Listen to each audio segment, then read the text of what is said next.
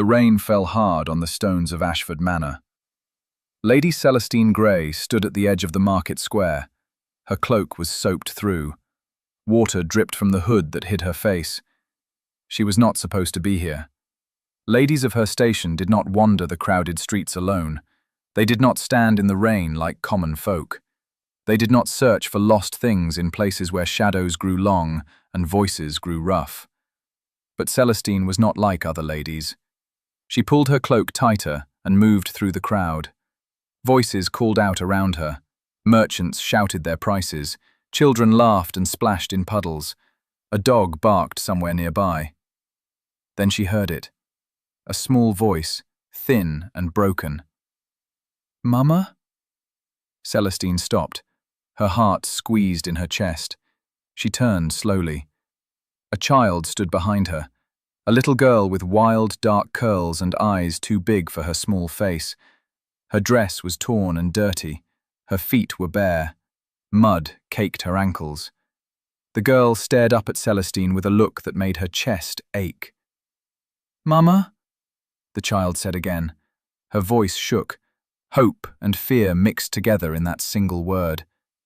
Celestine opened her mouth to speak, to tell the child she had made a mistake, to say she was not her mother. But the words stuck in her throat. The girl stepped closer. Her small hand reached out. Fingers thin as twigs wrapped around Celestine's wrist. "Please," the child whispered. "Please don't leave me again." Celestine's breath caught. Tears burned behind her eyes. She knew this feeling. She had felt it herself once. Long ago when she was small and alone, and the world seemed too big and too cruel. She knelt down in the mud. The wet ground soaked through her skirts. She did not care. "What is your name?" Celestine asked softly. The girl blinked. Water dripped from her lashes. "Lily." "Lily," Celestine repeated. The name tasted sweet on her tongue. "Where is your mother, Lily?" The child's face crumpled. "Gone. She's gone." "And your father?" Lily shook her head. More tears spilled down her cheeks. Celestine felt something crack inside her chest. A wall she had built long ago. A wall meant to keep pain out. It was breaking now, piece by piece. She should walk away. She should find someone who could help. A church, a charity house, someone better suited for this. But she could not move. "Come with me," Celestine said. She held out her hand. Lily stared at it. Then she placed her small palm in Celestine's. They walked together through the rain. Celestine did not think about what she was doing. She did not think about the questions that would come, the stares, the gossip. She only thought about the small hand in hers, the way it trembled, the way it held on so tight. When they reached the edge of the square, a carriage waited. Celestine's carriage. Her driver stood beside it, his face tight with worry. "My lady," he said. His eyes went wide when he saw the child. "What?" "We are going home," Celestine said firmly. "Open the door." He hesitated. Then he obeyed. Celestine lifted Lily into the carriage. The girl was light as air. Too light. When was the last time she had eaten? They rode in silence. Lily pressed herself against the window.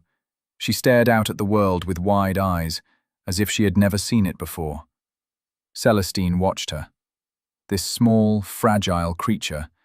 This child who had called her Mama. Her heart cracked a little more. But she didn't know that across the city, another heart was breaking too.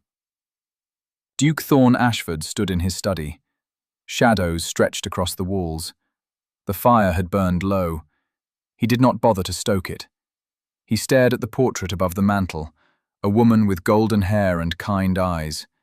His wife. His late wife. She had been gone for 3 years now. 3 years and the pain had not dulled. It sat in his chest like a stone, heavy, cold. He turned away from the portrait. He could not look at her face anymore. It hurt too much. His butler entered without knocking. The old man knew better than to wait for permission these days. "Your Grace," he said quietly, "there is news from the orphanage." Thorne's jaw tightened. "What news?" "Another child has gone missing. A girl. They believe she ran away." Thorne closed his eyes. His hands curled into fists. "How many does that make?" "5 this month, Your Grace." 5. 5 children lost to the streets, to hunger, to worse things he did not want to imagine. He had tried to help. He had given money. He had funded new buildings, new programs. But it was never enough. Children kept disappearing, and he could not save them all. "Find her," Thorne said. His voice was rough. "Hire men. Search the city. I want her found." "Yes, Your Grace." The butler turned to leave. "Wait," Thorne said. "What was her name?" The old man paused. "Lily, Your Grace. The girl's name was Lily." Something cold slid down Thorne's spine. He did not know why. It was just a name, just another lost child. But it felt like more. "Find her," he said again. "Find her tonight." Celestine's home was not grand, not compared to the estates of other noble families, but it was hers. She had inherited it from her late husband, a man 20 years her senior who had died quietly in his sleep. A man she had never loved but had respected.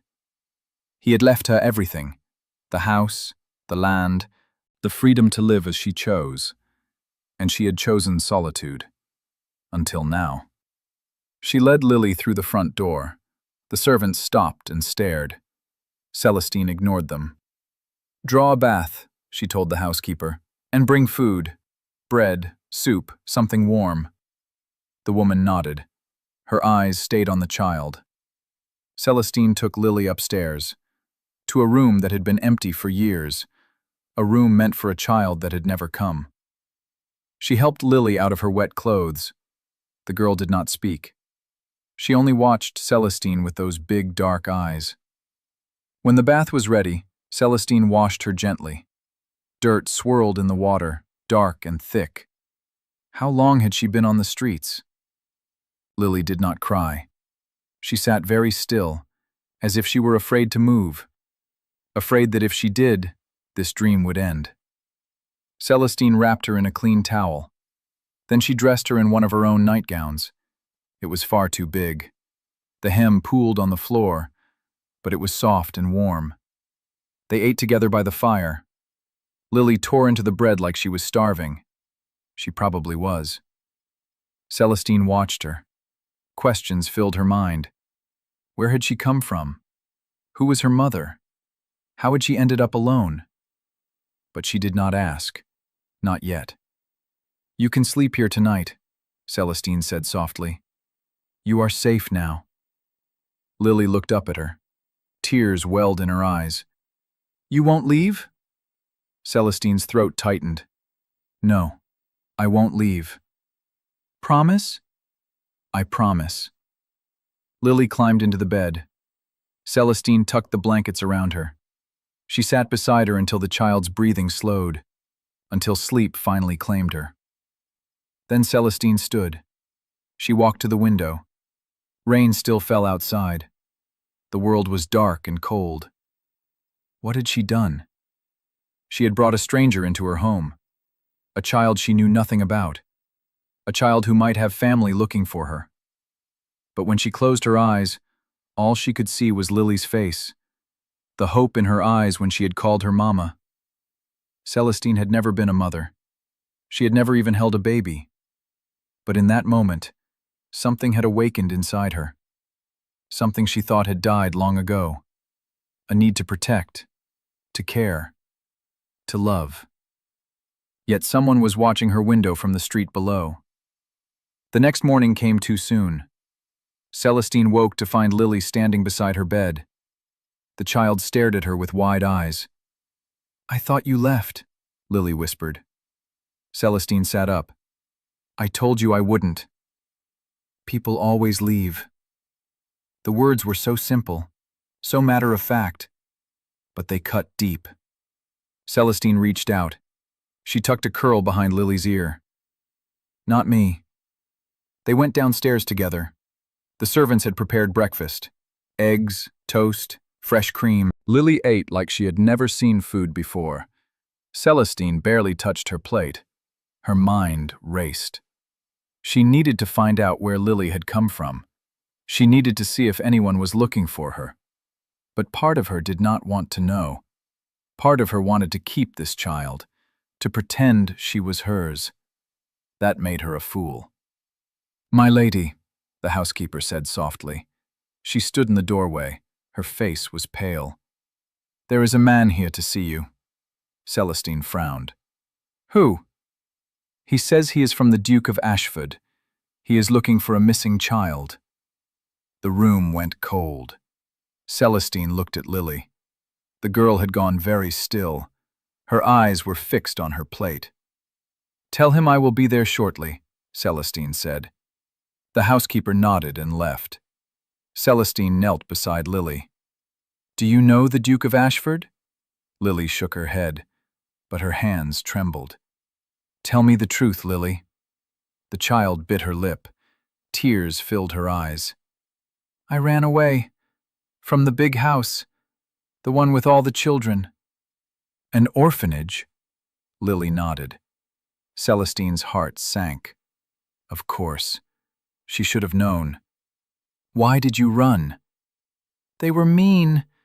They didn't have enough food, and—" Lily's voice dropped to a whisper. "And I wanted my mama." Celestine closed her eyes. She felt the crack in her chest widen. "Stay here," she said gently. "I will talk to the man." She found him waiting in the drawing room. He was not the Duke, just a servant, middle-aged with kind eyes. "My lady," he said with a bow, "I am sorry to intrude, but we are searching for a child who went missing from the St. Mary's orphanage, a girl named Lily." Celestine kept her face calm. "Why does the Duke care about one missing orphan?" The man looked surprised by her bluntness. "His Grace funds the orphanage. He takes the welfare of the children very seriously." "I see. Have you seen her, my lady?" "She is small, dark hair, about 6 years old." Celestine hesitated. She could lie. She could send him away. She could keep Lily hidden. But that would only delay the inevitable. "She is here," Celestine said quietly. The man's face lit up. "Thank God. Is she well?" "She is fed and clean. She is safe. The Duke will be relieved. He has been searching all night." Something stirred in Celestine's chest. Curiosity. "He searched himself?" "Yes, my lady. He rode through the city until dawn." That was unexpected. "I will bring her to the orphanage this afternoon," Celestine said. The man frowned. "The Duke asked that she be brought to Ashford Manor. He wishes to speak with her himself." "Why?" "I do not know, my lady, but those were his orders." Celestine's mind raced. Why would a duke want to speak to a runaway orphan? "Very well," she said slowly. "I will bring her at noon." The man bowed and left. Celestine stood alone in the drawing room. Her hands shook. She had to take Lily back. She had no choice. But the thought of it made her chest ache. She had only known the child for one night. One single night. How had she already begun to care so much? Ashford Manor rose from the hillside like a stone fortress. Grey walls, tall windows, gardens that stretched as far as the eye could see. Celestine's carriage rolled up the long drive. Lily sat beside her. The child had not spoken since they left. She only stared out the window with wide, frightened eyes. "It will be all right," Celestine said softly. Lily looked at her. "Will you stay with me?" "I will stay as long as I can." That was not a promise, but it was all she could give. They were led inside by a stern-faced butler. The manor was cold, despite the fires burning in every hearth. The walls were lined with portraits of stern-faced ancestors. It felt like a tomb. They were taken to a study. The door opened, and Celestine saw him. Duke Thorne Ashford stood by the window. He was tall, broad-shouldered. His hair was dark and slightly too long. His jaw was sharp. His eyes were the color of storm clouds. He looked like a man carved from stone. He turned when they entered. His gaze swept over Celestine. Then it dropped to Lily. Something flickered in his eyes. Something Celestine could not name. "You are Lady Grey?" he asked. His voice was deep, rough. "I am. And this is Lily." "Yes." He moved closer. Lily pressed against Celestine's side. Celestine's arm went around her automatically. Thorne stopped. He studied the child. His expression was unreadable. "You ran away from St. Mary's," he said to Lily. The girl nodded. She did not speak. "Why?" Lily's lip trembled. She looked up at Celestine. "She was frightened," Celestine said. "The conditions there are lacking." Thorne's jaw tightened. "I am aware." "Then why do you allow it?" His eyes snapped to hers. They were cold, hard. "I have given them more money than most nobles given a lifetime. If they are not using it properly, that is not my fault." "But it is your responsibility." Silence fell between them, thick and tense. Then Thorne looked away. "You are right." Celestine blinked. She had not expected that. He turned to Lily again. This time he knelt down, so that he was at her level. "I am sorry," he said quietly. "I should have done more." Lily stared at him. Her small hand tightened on Celestine's skirt. "You are not going back to St. Mary's," Thorne said. "I am going to find you a new home. A better one." "She has a home," Celestine said. The words came out before she could stop them. Thorne looked up at her. His eyes were sharp, searching. "What do you mean?" Celestine's heart pounded. What was she doing? "She can stay with me," she said. Her voice was steadier than she felt. "If she wishes to." "You want to take in a stranger's child?" "She is not a stranger, not anymore." Thorne stood. He moved closer, too close. Celestine could see the flecks of silver in his gray eyes. She could smell the faint scent of leather and rain on his coat. "Why?" he asked. "Because she needs someone. And I—" Celestine swallowed. "I have room in my home." "That is not a reason." "It is enough of one." Thorne studied her. His gaze was intense. It felt like he was peeling back her skin, looking for the truth beneath. "You do not know what you are offering," he said quietly. "Children are not easy. They are loud, they are messy, they break things. They break hearts." Celestine met his eyes. "I am willing to risk it." Something shifted in his expression. The stone cracked. Just for a moment. Then it was gone. "Very well," he said. "But I will check on her, regularly." "Why?" "Because I failed her once. I will not do it again." Celestine did not know what to say to that. Thorne looked down at Lily. The child was watching him now, curious, less afraid. "Is that what you want?" he asked her. "To stay with Lady Grey?" Lily nodded. Then she whispered, "She's like my mama." Thorne went very still. Celestine's breath caught. The Duke's face changed. The coldness melted away. Pain flickered in his eyes, raw and deep. He turned away quickly, but not before Celestine saw it. This man was not made of stone. He was made of cracks. They left Ashford Manor an hour later. Lily sat beside Celestine in the carriage.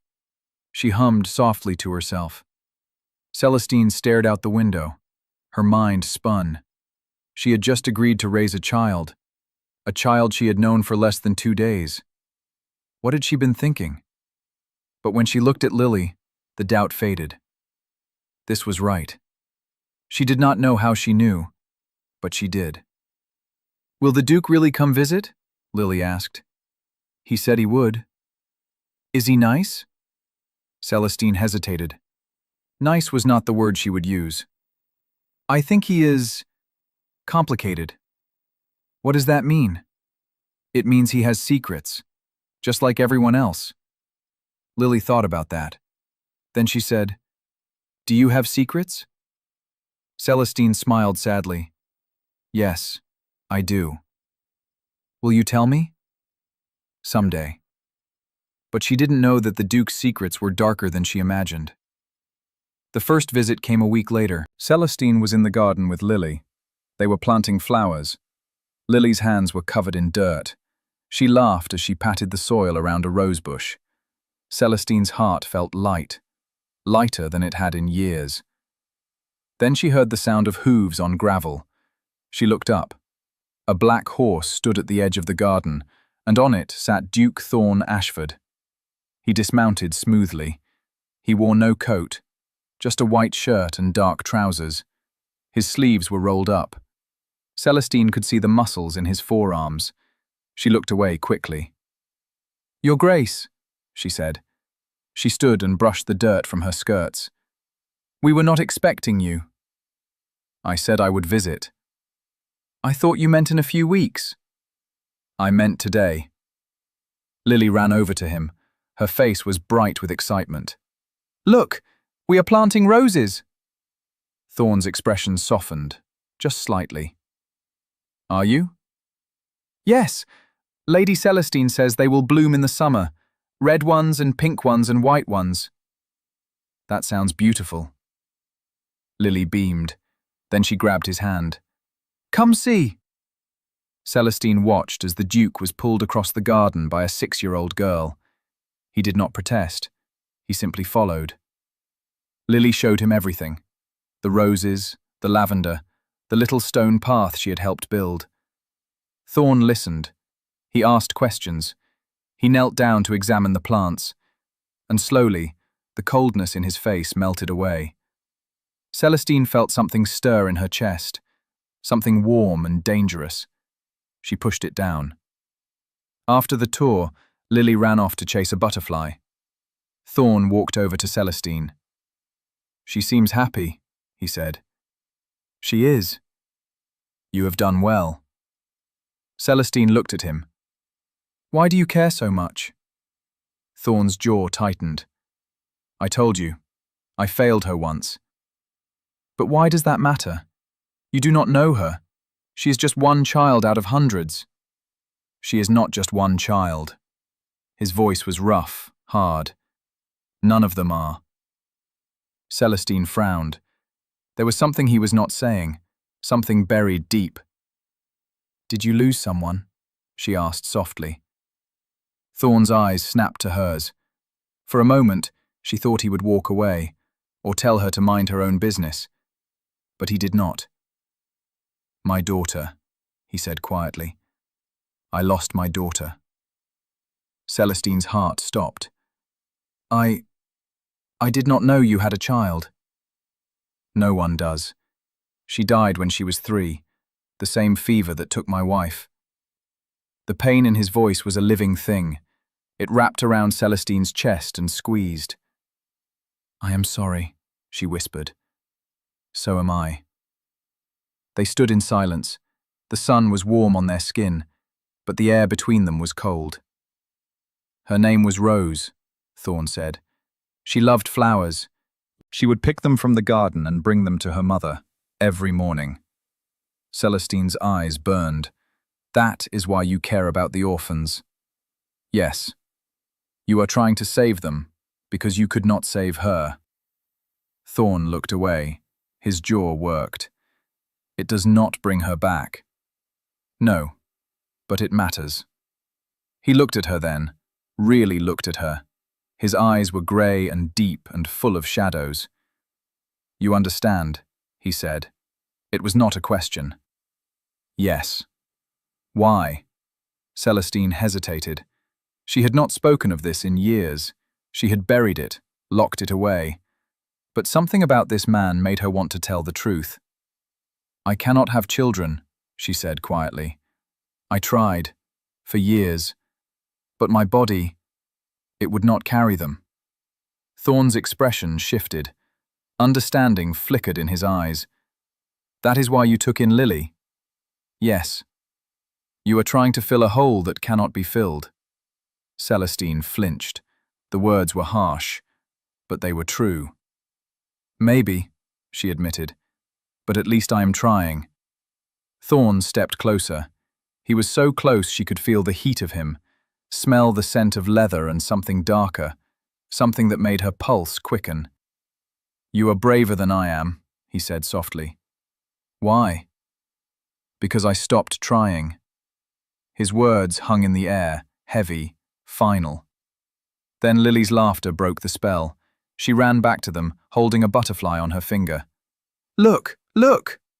Celestine smiled. The moment was gone, but the crack in her chest had widened. The visits became regular. Thorne came every week, sometimes more.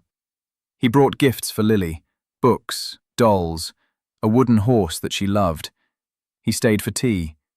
He talked with Celestine about the orphanages, about the reforms he was planning, about the children he had saved and the ones he had lost.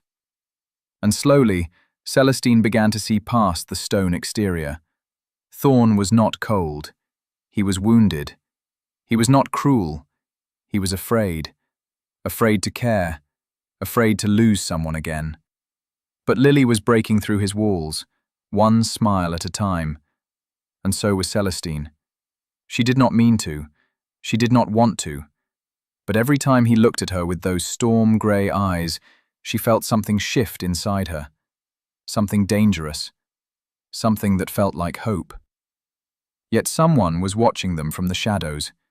It was a cold night when the letter came. Celestine sat by the fire. Lily was asleep upstairs. The house was quiet. The housekeeper brought the letter on a silver tray. Her face was tight with worry. "This came for you, my lady. A boy delivered it. He would not say who sent it." Celestine took the letter. The paper was rough. The seal was black wax. She opened it slowly. The words inside made her blood run cold. "Give back what is not yours, or you will lose everything." Celestine's hands shook. She read it again and again. What did it mean? Give back what? Lily? Her heart pounded. She stood and walked to the window. The street outside was dark, empty, but she felt eyes on her. Someone was watching. She pulled the curtains closed. Then she locked the doors, all of them. She did not sleep that night. In the morning, she sent word to Thorne. She did not explain in the note. She only said she needed to see him. He arrived within the hour. Celestine met him in the drawing room. Her face was pale. Her hands still trembled. "What happened?" Thorne asked. His voice was sharp with concern. She handed him the letter. He read it. His jaw tightened. His eyes went dark. "Who sent this?" "I do not know." "When did it arrive?" "Last night." Thorne crumpled the letter in his fist. "You should have told me immediately." "I am telling you now." He paced the room. His movements were tense, controlled, like a predator ready to strike. "This is a threat," he said. "Someone wants Lily." "But why? She is just a child, an orphan." "Maybe she is more than that." Celestine frowned. "What do you mean?" Thorne stopped. He looked at her. His expression was grim. "I did some research after we first met, about Lily, about where she came from." "And?" "She was left at the orphanage when she was a baby. No name, no note, just a blanket." "That is not unusual." "No, but the blanket was." Celestine's pulse quickened. "Why?" "It was silk, expensive, embroidered with a family crest." "Whose crest?" Thorne hesitated. "The Montclairs." Celestine's blood ran cold. The Montclairs were one of the oldest families in England. Powerful, wealthy, ruthless. Are you saying Lily is a Montclair? I am saying it is possible. Celestine sank into a chair. Her mind raced. If Lily was a Montclair, that changed everything. Why would they leave her at an orphanage? She asked. Because she was inconvenient, a bastard child, a stain on their reputation. Then why come for her now? I do not know, but I intend to find out. Thorn moved to the door. Pack a bag, for you and Lily. Celestine stood. What? Why? Because you are not safe here. You are coming to Ashford Manor. I am not leaving my home. Yes, you are. His voice was hard, final. I will not let anything happen to you, or to her. Celestine wanted to argue, but the look in his eyes stopped her. He meant it. Very well, she said quietly. We will leave within the hour. Ashford Manor felt different at night. The shadows were deeper, the silence heavier. Celestine stood in the room Thorn had given her. It was large, too large. The bed was big enough for 4 people. Lily slept in the room next door. Thorn had posted guards outside both doors. Celestine could not sleep. Her mind would not stop spinning. Who had sent the letter? What did they want? And why did she feel safer here, in Thorn's home, than she had ever felt in her own? A soft knock broke the silence. Celestine opened the door. Thorn stood in the hallway. He wore no coat, no cravat, just a loose shirt and trousers. He looked tired. And something else. Something raw. I wanted to make sure you were settled, he said. I am. Good. He turned to leave. Wait, Celestine said. He stopped. Why are you doing this? She asked. Why do you care so much? Thorn was silent for a long moment. Then he turned back to her. Because I know what it is like to lose everything, he said quietly. And I will not let it happen to you. Celestine's breath caught. The air between them felt charged, electric. Thorn, do not, he said. His voice was rough. Do not say anything. He stepped closer. Close enough that she could see the flecks of silver in his eyes. Close enough that she could feel the heat of his body. I am trying very hard not to care about you, he said. Do not make it harder. Celestine's heart pounded. Why? Because caring leads to loss, and I cannot survive that again. His words were broken, desperate. Celestine reached up. She touched his cheek. His skin was warm beneath her palm. You are already caring, she whispered. It is too late to stop. Thorn closed his eyes. He leaned into her touch, just for a moment. Then he pulled away. Good night, Celestine.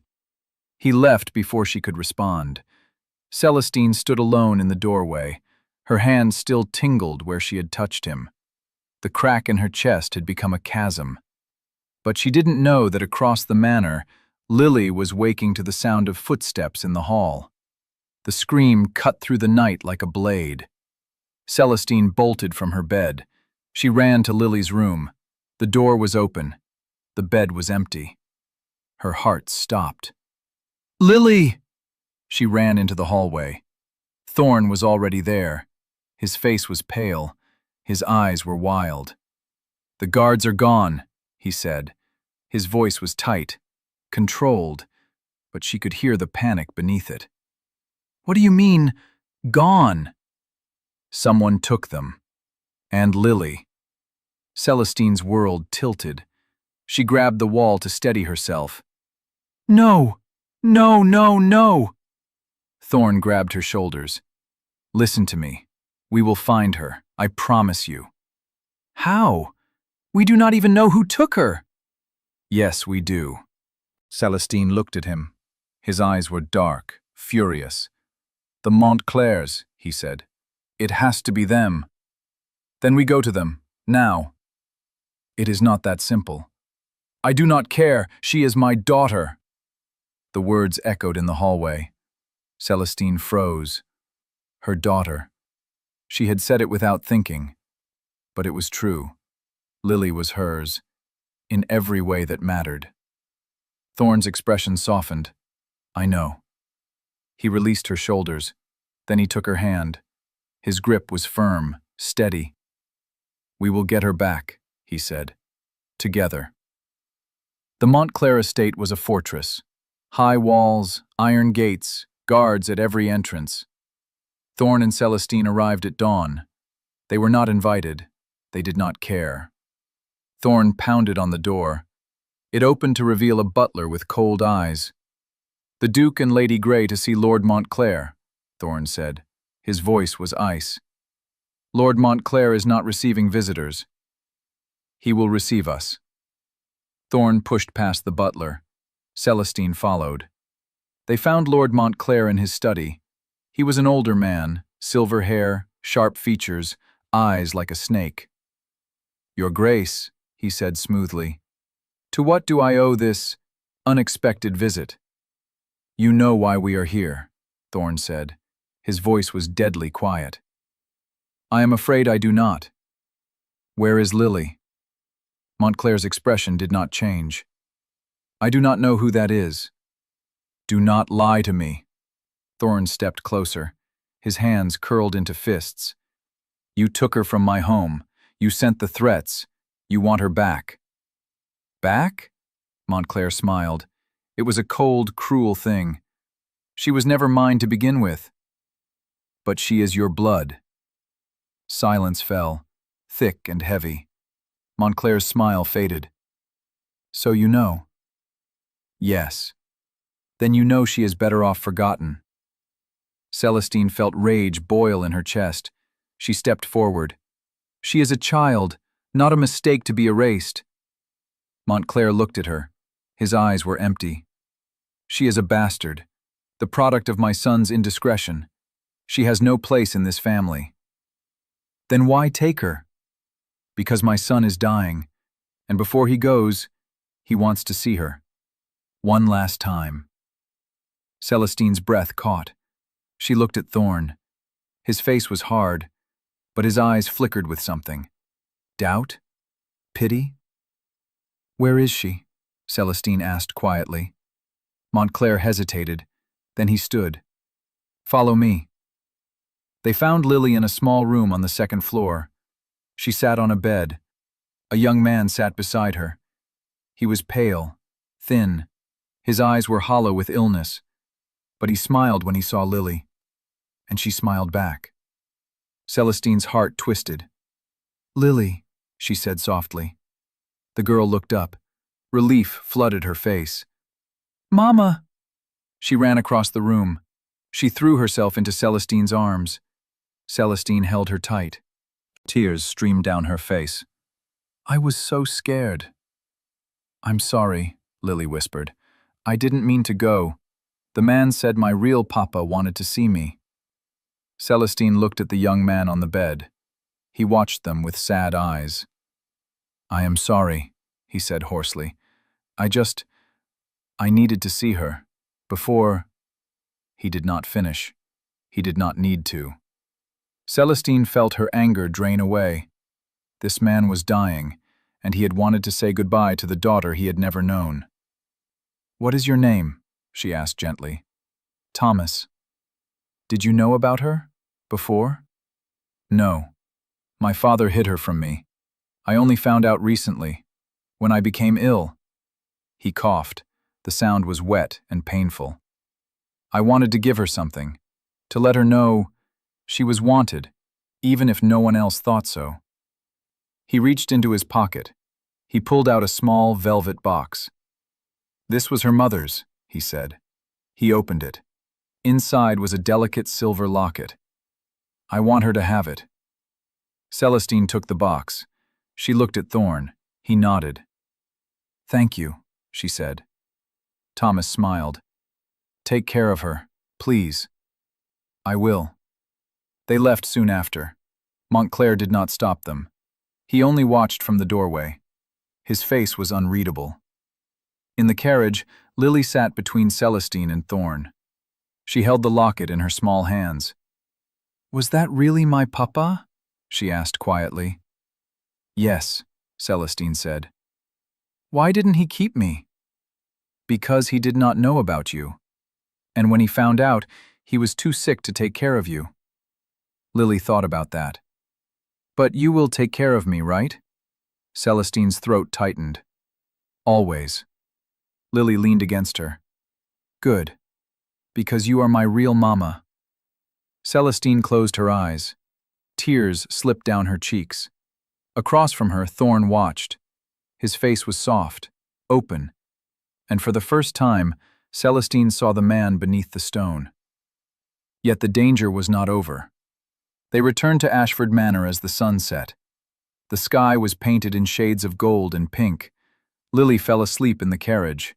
Thorn carried her inside. Celestine followed. She watched as he laid the child gently in bed. He tucked the blankets around her. Then he brushed a curl from her forehead. The gesture was so tender, it made Celestine's chest ache. "She is safe now," Celestine said softly. "Yes. Thanks to you." Thorn straightened. He turned to face her. "Thanks to both of us." They stood in the dim light of the hallway. The house was quiet around them. "I should return to my own home," Celestine said, "now that the danger has passed." "Do you want to?"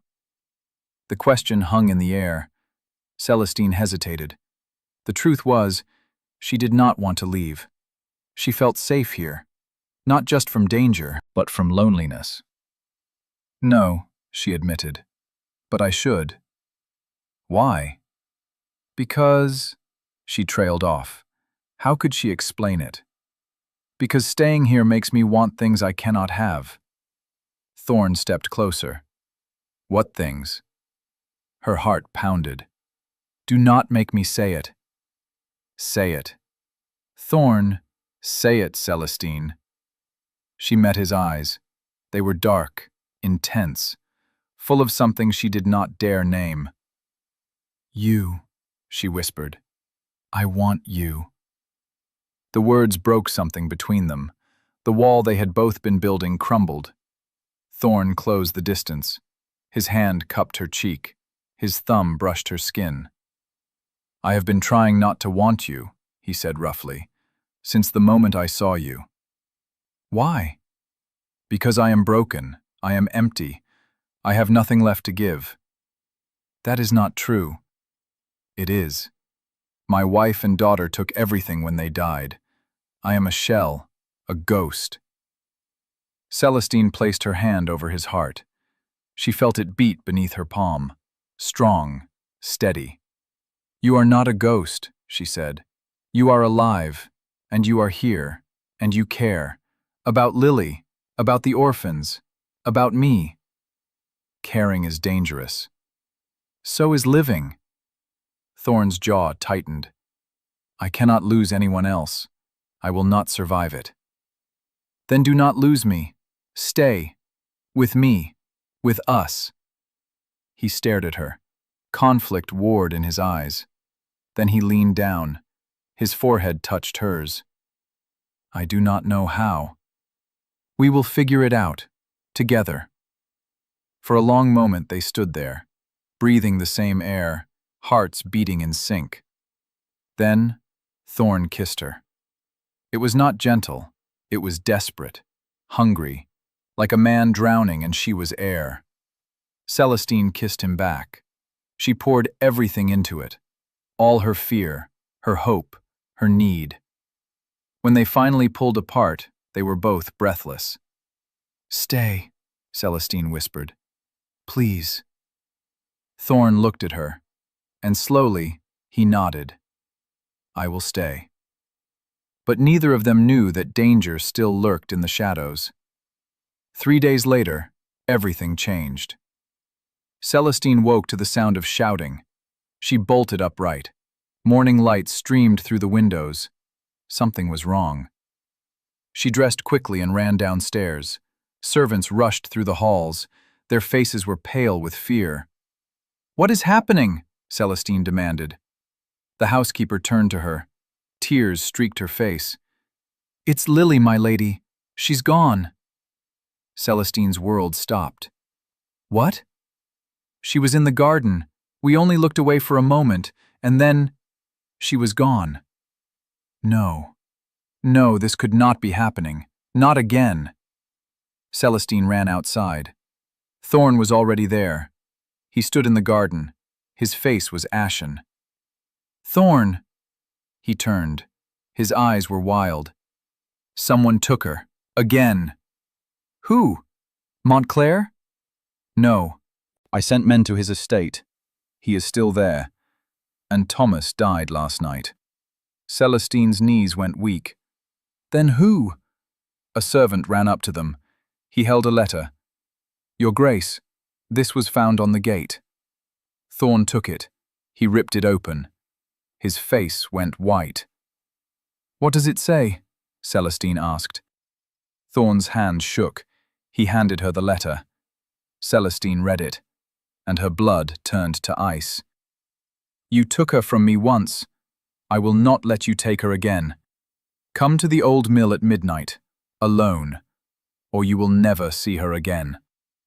At the bottom was a name that made Celestine's heart stop. Eleanor Ashford. Celestine looked at Thorn.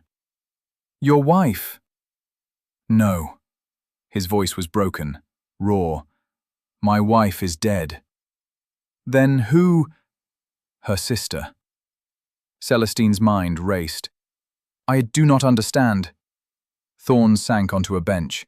He buried his face in his hands. Eleanor had a twin, Margaret. They were identical. When Eleanor died, Margaret, she broke. She blamed me. She said I killed her sister. "That is madness." "Yes, but grief makes people mad." He looked up at her. His eyes were red.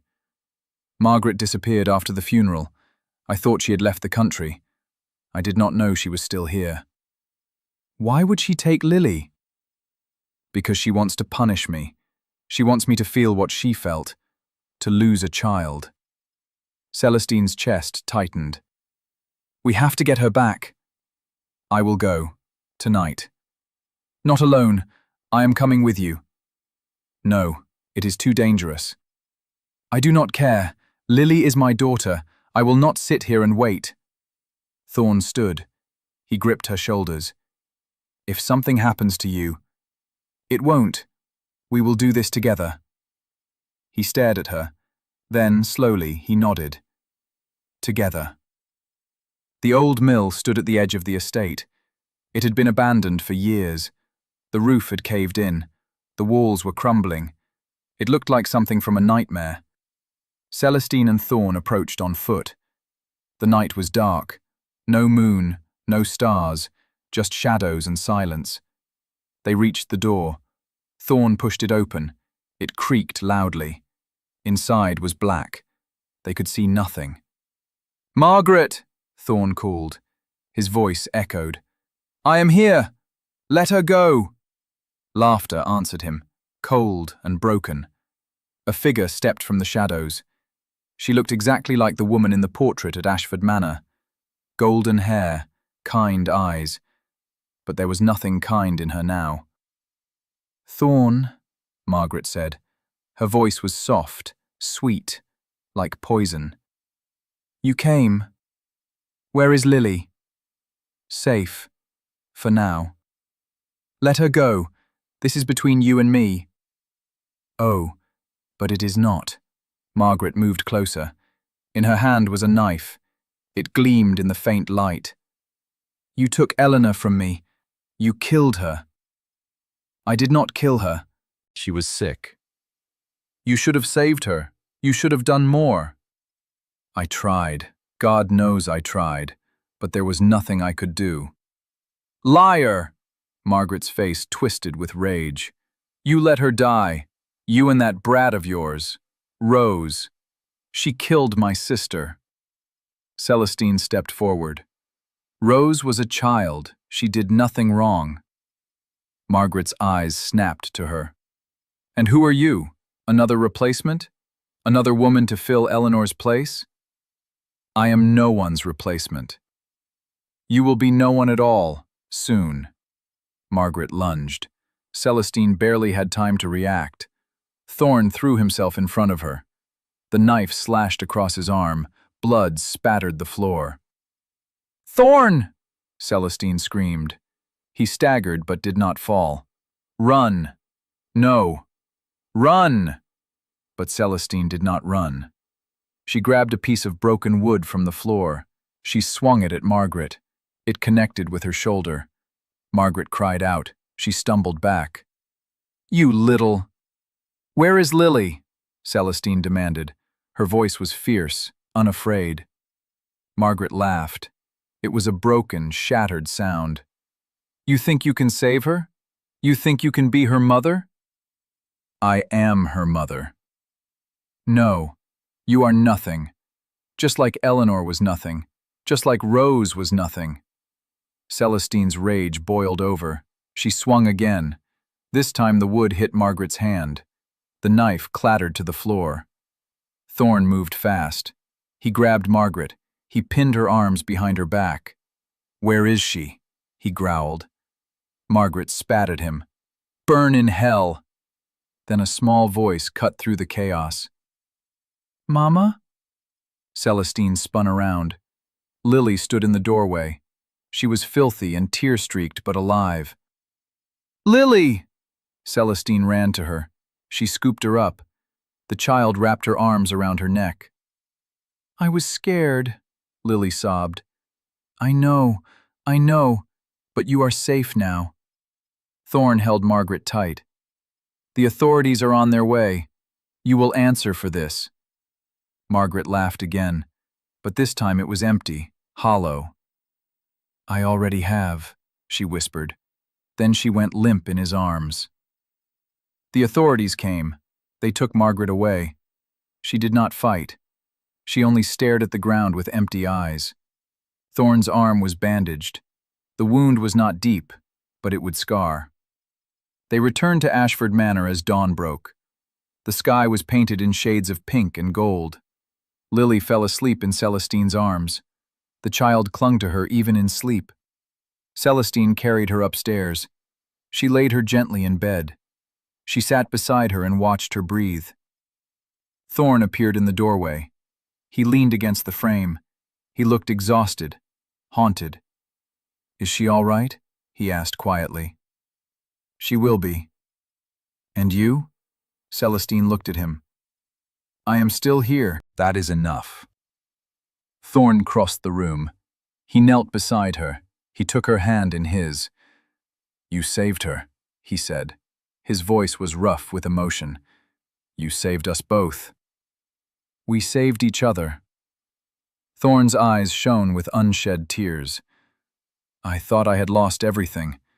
I thought I was empty. But you brought me back. Celestine cupped his face. You were never empty. You were just waiting. For what? For us. Thorn leaned forward. He kissed her. This time it was soft, gentle, full of promise. When they pulled apart, he whispered, Marry me. Celestine's breath caught. What? Marry me. Be mine. Be Lily's mother in truth. Be the Duchess of Ashford. Tears spilled down her cheeks. Yes. Thorn pulled her into his arms. He held her like she was precious, like she was everything. And in that moment, Celestine knew. She had found her home, not in a house or a title, but in him, and in the little girl sleeping beside them. Yet they did not know that Lily was awake, and she was smiling. The wedding was small, intimate, just close friends and family. Lily stood beside Celestine. She wore a white dress and flowers in her hair. She held Celestine's hand tightly. When the vicar asked if anyone objected, Lily shouted, "No, they are supposed to be together." Everyone laughed, even Thorn. He looked at Celestine with eyes full of love, and she looked back. When they said their vows, they did not look at the vicar. They only looked at each other. "I promise to love you," Thorn said, "even when it is hard, even when I am afraid. I will not let you go." "I promise to stay," Celestine said, "even when the world is dark, even when we are broken. I will not leave." They kissed, and the room erupted in cheers. Lily jumped up and down. "They did it! They did it!" After the ceremony, they stood in the garden. The same garden where Lily had first shown Thorn the roses. The flowers were in full bloom now, red and pink and white, just as Lily had promised. "They are beautiful," Celestine said. Thorn wrapped his arms around her. "Not as beautiful as you." She laughed. "You are a terrible flirt." "I am learning." Lily ran over to them. She held a rose in her hand. "This one is for you, Mama." Celestine took it. Her throat tightened. "Thank you, sweetheart."